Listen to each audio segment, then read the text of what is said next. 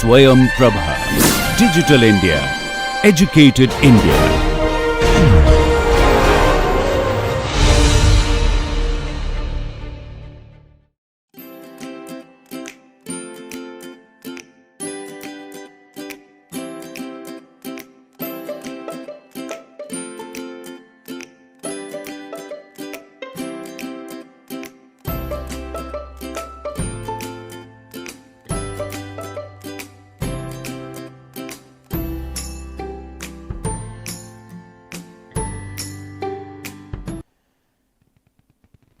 Good day everyone, and we will continue with the module 4, which is texture representation, and today is lecture number 18.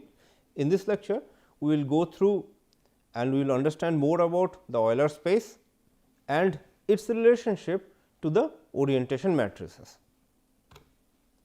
So, the concepts that will be covered in this lecture are relationship between Euler angles and orientation matrix, and we will show an example of Gauss texture determination using this relationship. Now, you have already determined how different kind of texture components like cube component or rotated cube component, and this particular Gauss texture component, which is basically important for transformer steels, how to determine them using by simpler rotations of phi 1, phi 2 along the crystal axis, means the rotation of the sample coordinate system N d R d T d with respect to the crystal coordinate system. Secondly, we have found out that how the Gauss texture and the other textures could be represented using the pole figures, and we have shown 100, 110 and 111 pole figures and the inverse pole figures. And as you know that inverse pole figures, you have to show the 3 different pole figures, that is the N d inverse pole figure, the T d inverse pole figure and the R d inverse pole figure, and we know how to find out them. So, let us go ahead and see that how the orientation matrix is basically related to the Euler angles and therefore, thereby the Euler space, right. So, Euler angles basically are phi 1, phi 2, and we use the Bunge's notation, right, to determine that. So, you see, if these 3 angles or the 3 rotations, that is the phi 1 along N d, the phi along R d and the phi 2 along N d, which we have shown when we demonstrated how to produce this Euler angles and the relationship between the sample and the crystal coordinate systems, and you know that from the previous lectures. This phi 1, phi 2 can be analytically expressed by g phi 1, which is basically the rotation along N d by phi 1, and therefore, it can be shown by the matrices cos phi 1, sin phi 1 0, minus sin phi 1, cos phi 1 0 and then 0 0 1, because the rotation is taking place along G here the third column, third row, right. So, on the other hand, the phi rotation, which is given by g phi, is the rotation along R d, right. So, the rotation is along here, which is R d, and then the rotation is by phi. Therefore, in this quadrant it will be cos phi, and then here it will be sin phi, it is a mistake in the printing, and then it is minus sin phi and cos phi, right. And g phi 2 is the rotation again along N d, that is this axis, and therefore, it is cos phi 2 sin phi 2 minus sin phi 2 cos phi, right. So, g is basically equal to g phi 2 dot product times dot product g phi dot product g phi 1. So, as you know that g is basically given by this 9 variables relating the angular relationship between the sample coordinate system and the crystal coordinate system, and these are alpha 1, alpha 2, alpha 3, beta 1, beta 2, beta 3, gamma 1, gamma 2, gamma 3, and basically is given by g 1 1, g 1 2, g 1 3 using this kind of matrix. So, basically g is basically equal to this matrix, right. So, now if we can relate this means with this equation and this equation, that means that we have the value of this matrix equal to cos this g phi 2 dot product of g phi dot product of g phi 1, and here it is sin of phi, it is a mistake in printing. So, if we relate them, then we can find out the value of g 11, g 12, g 13, and which we have written it here up to g 33, and we can find out that g 11 is basically cos of phi 1 cos of phi 2 minus sin of phi 1 sin of phi 2 cos of phi, right. Like that g 12 is sin of phi 1 cos of phi 2 plus cos of phi 1 sin of phi 2 cos of phi. Like that we can find out g 13 which is sin of phi 2 sin of phi, right. Like that g 21, g 22, g 23, right. So, you see that few important and easy to obtain solutions could be obtained from few equations like g 13, which gives the the dot product between sin phi 2 and sin phi. On the other hand, g 33 which is equal to cos phi could directly give the value of phi if we know the value of g 33, right. On the other hand, g 32 is the relationship between minus of cos phi dot product into dot product sin phi. So, you see if we know the value of phi from g 33, then we can find out the value of phi 1. On the other hand, g 31 is equal to sin phi 1 times sin phi. So, if we know the value of phi and g 31, then we can get the value of phi 1. Similarly, for g 23, if we know the value of phi, we can get the value of phi 2, and g 13 also the same thing. So, depending upon whichever will be suitable, we would be able to use it to obtain the value of phi 1 phi 2 from the orientation matrix using this relationship. Now, you see, let us take the same example, and you see that we have taken the same example of 1 2 3 bar 6 3 4, because you see this 1 2 3 bar 6 3 4 basically lies, it does not lie in any corner of the triangles 24 triangles present in the stereographic projection. So, this texture is basically present somewhere inside the 100, 110, 111 triangle, 24 triangles like this present in the stereographic projection. So, there are definitely 24 different crystallographic solutions present for this particular type of orientation, and this texture component or orientation example is also given in the book of Olaf Angler and Valerie Randall, where they have given in much detail that how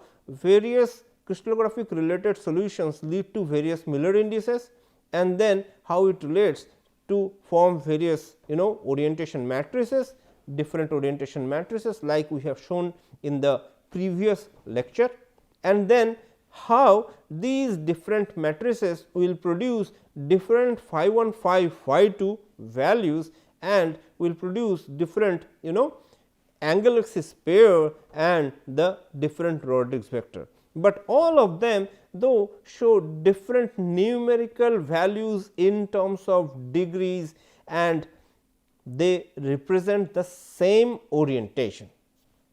So, you see that if we have these 4 different orientations which can also lead to obtain the 24 different orientations like this, and these are in terms of Miller indices, then in terms of each we can get a different value of g, and we are showing here that this for this particular g we have got the value of phi 1 phi 2 to be 307 degrees phi 1, phi 36.7 degree, 26.6 degree for phi 2.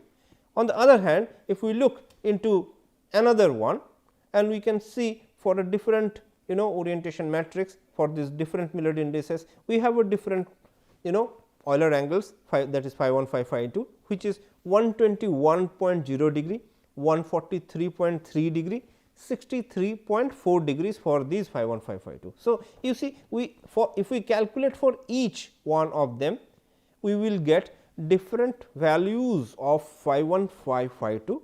That means, its component will show intensity at different positions in the Euler space or in the ODFs, but we should understand that these all means different Miller indices representing different matrices, and each one showing different positions in the Euler space will actually is describing the same orientation or the same texture components, right.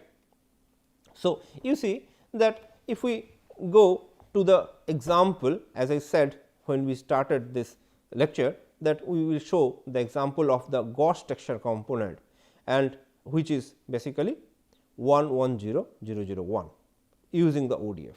And before starting it, you should know that Gauss texture is a very important texture for electrical steel, and this texture is basically used for transformer, because you see the a rolled steel plate or wire used in a transformer, if it is having the Gauss texture, if it is hot rolled and dynamically recovered and recrystallized and have proper Gauss texture, it has a most lower magnetic permeability and magnetic loss, and therefore, the supply has a much higher efficiency than those products which does not have the Gauss texture component. So, you see that it is very important, and as I have been using these equations showing G with respect to cos alpha 1, cos alpha 2,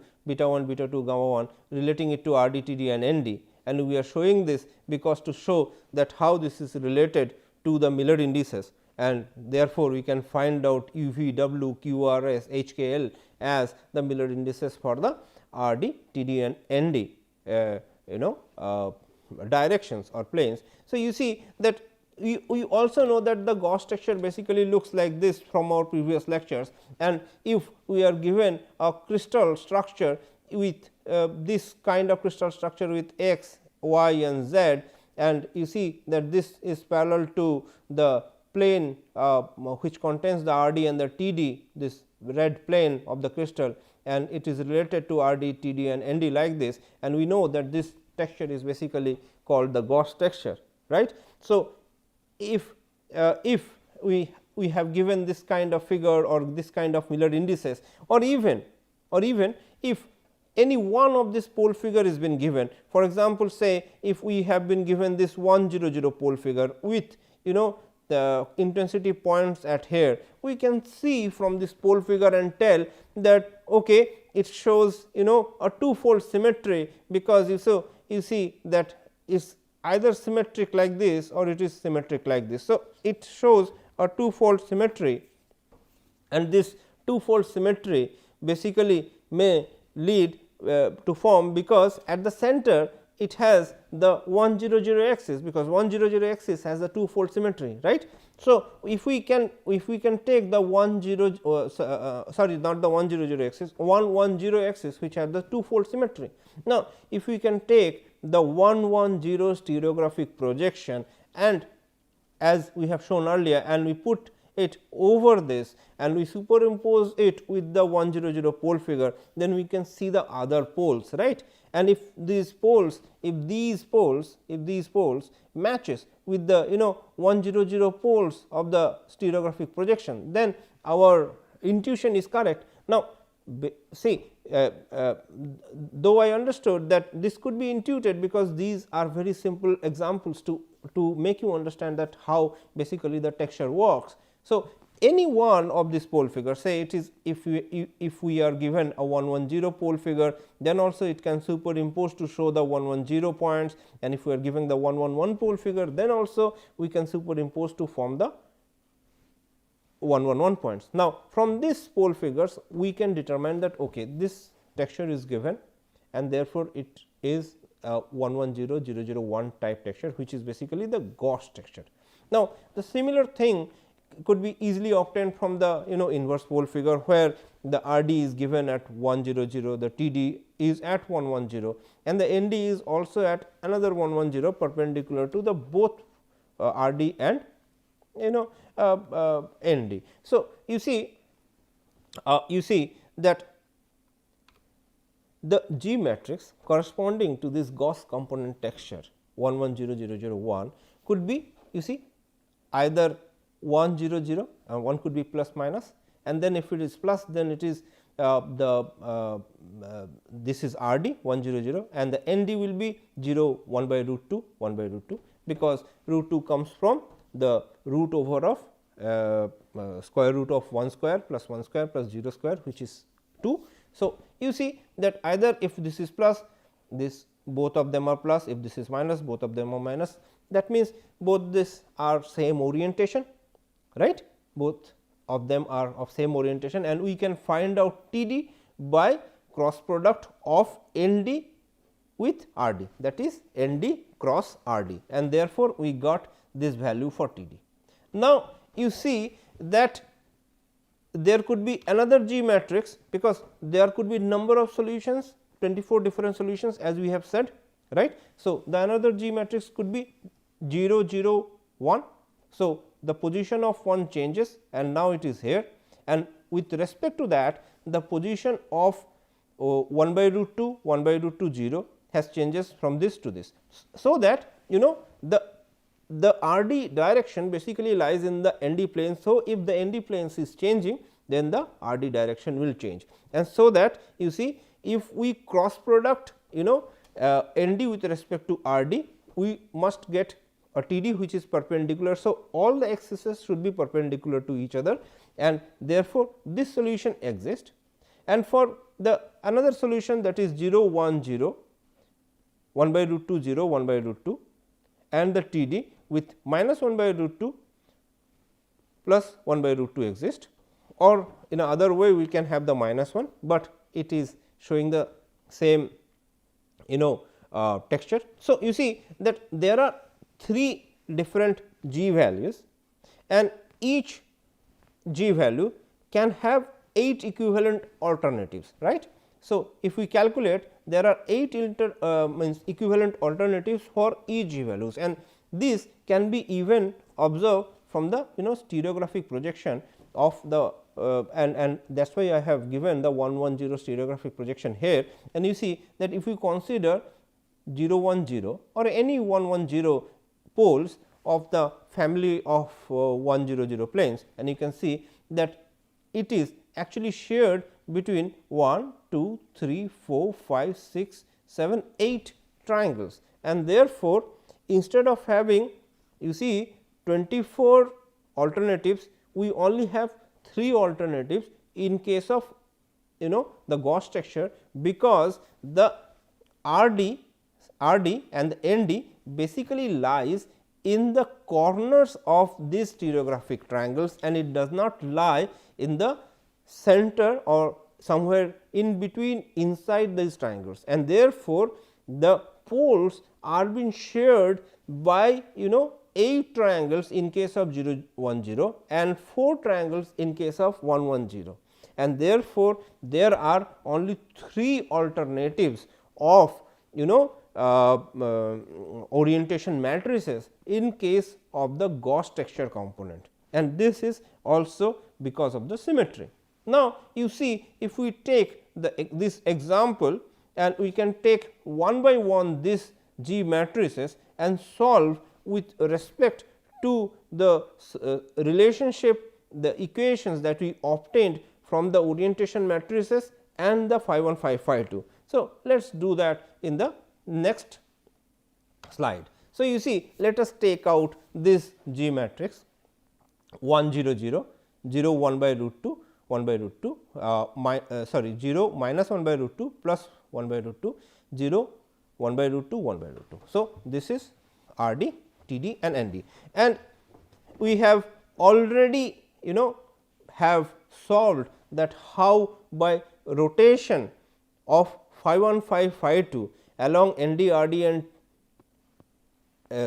N d again to obtain the positions of the Gauss components cube components, rotated cube components, and you see that there are basically 3 positions where Gauss components are visible if this is the Euler space with 0 to 90 degree phi 1, 0 to 90 degree phi and 0 to 90 degree phi 2. So, this position and this position are basically the position of the component, but in this case let us forget about that geometrical rotations and visualization stuff, and let us do it mathematically. So, if you see, let us consider that G33 and this is equal to cos of phi, right.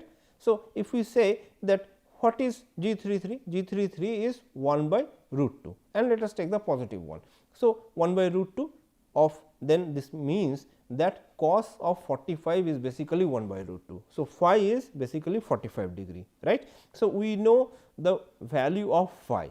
So, we can put that in G31 which is equal to sin phi 1 times sin phi equal to 0, because you see if you look at G31 here, this is 0, right. So, sin of phi is sin of 45 is basically again 1 by root 2. So, 1 by root 2 sin of phi is basically 0. This means sin of phi 1 is equal to 0. This indicates that phi 1 is equal to 0 degree, right. Let us take again any other variable of G matrix, that is G23 in this case. So, G23 is basically this one, right, G11, G12, G13, G21, G22, G23. So, G23 is plus 1 by root 2, right, which is equal to cos phi 2 sin phi, right. Sin phi is again 1 by root 2, right. This shows that 1 by root 2 cos phi 2 is equal to 1 by root 2. This makes cos phi 2 equal to 1 and this shows that phi 2 is equal to 0 degree, right. So, what do we get? We get the values of phi 1, phi 2 for the Gauss texture to be 0 degree, 45 degree, 0 degree for the orientation matrix which is shown here, right. Now, if we go and take another orientation matrix, now you see that if we look into the ODF and because you see it is the phi 2 equal to 0 degree section. So, let us show the phi 2 equal to 0 degree section where phi is shown vertically, that is from 0 to 90 degree, and phi 1 is shown horizontally, that is 0 to 90 degrees, and we see the position is 0 45 0, that is 0 along phi 1, 45 along phi and 0 along phi 2. And so, this is the position of the Gauss texture where it will be obtained, right. So, let us take the another orientation matrix which is 0 0 1, right, for the RD, 1 by root 2 1 by root 2 for 0 for the ND and minus 1 by root 2 plus 1 by root 2 0 for the TD, right. Now, you see in this case let us take the same G33, G33 is equal to cos of phi, and if you take cos of phi you see G33 is 0 here. So, phi is cos of 0, cos of phi is equal to 0 when phi is equal to 90 degree, right. So, let us take again G31, the same one where G31 is basically 1 here in this case. So, sin phi 1 and sin 90 sin phi which is sin 90, right, is equal to 1. So, sin 90 is equal to 1, right. So, sin phi 1 also becomes equal to 1. So, phi 1 is equal to 90 degree then, right. So, we have solved and obtained that phi 1 equal to 90 degree and phi equal to 90 degree again. So, let us take G23 again and this time it is cos phi 2 sin phi. So, sin phi is sin 90 degree, right. So, sin 90 degree is basically 1 and G23 is basically this one. So, G23 is basically this one 1 by root 2. So, you see that cos phi 2 then becomes equal to 1 by root 2, right. Then phi 2 is equal to 45 because cos 45 is 1 by root 2. So, in this way we can find out that in this case the phi 1 phi 2 is basically 90 degree, 90 degree, 45 degrees, right, 90 degree, 90 degree and 45 degrees. And let us show that in terms of ODF, and we can show that in the 45 degree section, because we show the phi 2 sections, and in this case it is 45. So, we are showing the 45 degree section, and you see phi 1 is equal to 90 and then phi equal to 90 to get the intensity point here, right.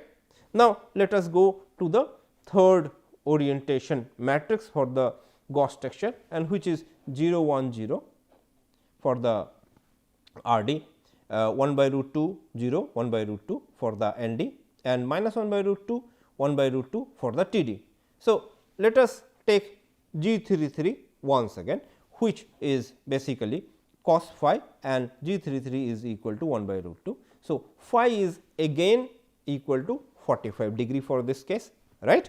And let us take G31, and if we take G31, you see G31 is basically 0, right, and if G31 is 0, then sin phi 1 times sin phi is equal to 0. That means, sin phi 1 times sin 45 is equal to 0, and as sin 45 is 1 by root 2, this means that sin phi 1 equal to 0, and this makes phi 1 is equal to 0 degree, right. Now, let us take another, which is G23, right. Now, G23 is basically this one. So, G23 is basically equal to 0, is equal to basically cos phi to sin phi. Sin phi is sine of 45 degree, which is equal to 1 by root 2, and therefore, cos phi 2 becomes equal to 0, and cos phi 2 if is equal to 0, then phi 2 becomes equal to 90 degree, right. So, we can find out that phi 1 phi and phi 2 becomes 0, 45 and 90 degrees. So, in this case, as because it is phi 2 equal to 90 degree section, we are showing that, and in this case you see the position is 0 along phi 1 and 45 degree along phi. So, we can find out the positions of the Gauss texture that we earlier found out by rotations of the specimen coordinate system to get to the crystal coordinate system using the Bunge's notation, right, in the in earlier lectures, and therefore, we could find out that mathematically also we can solve out this, relating it to the orientation matrix. So, the conclusions that we can get from this lecture are that, you see, due to the symmetry of the crystal structure, right, and particular orientation, a particular orientation or a particular texture component can be represented by different Miller indices using the same family of planes and directions. Means it can be shown by poles of same family of planes and directions, and it will be many, right. And therefore, what happens that it can be represented by different Miller indices. Yes, of course, it can be represented by different Miller indices, and therefore, by different orientation matrices. In case of cubic symmetry, it is 24 different solutions. In case of SCP, it is 12 different solutions. In case of orthotropic system, it is orthogonal system, it is 4 solutions, and then you see that for each solution or each Miller indices or different orientation matrices, there is a different position, that is a different phi 1 phi 2 in the Euler space, and therefore, the same component will be observed repeatedly in the Euler space in different positions. As we have shown for the Gauss texture, we can observe the same orientation at 3 different positions, and the number of positions is lowered because the Miller indices of the Gauss components are present at the corner edges of the triangles, 24 different triangles in the stereographic position, right, in the stereographic projection, right. So, the final conclusion is that texture represented by Euler angles, that is Euler space or in ODFs, are mathematically related to the orientation or the rotation matrix, and therefore, you see these are the ways how different textures are being measured, and these are related to symmetry. We will continue our course and we will talk more about symmetries affecting the the representation of texture in further detail in the next lectures. Thank you.